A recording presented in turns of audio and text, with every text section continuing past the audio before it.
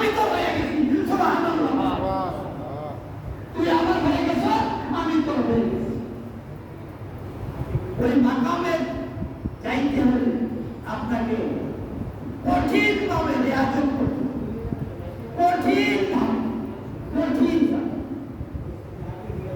এই 5 মাসের শীতের দিন ফজরের নামাজ পড়া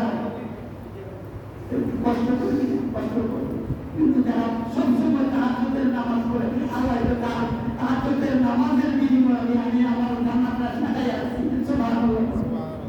ওই ব্যক্তি বছরের পুরো তার শেষটা করেছে এই পরপরে শীতের মধ্যে নামাজ পড়ার ব্যবস্থা আমার আল্লাহ করেছে ফেরেশতাদের মাধ্যমে। সুবহানাল্লাহ।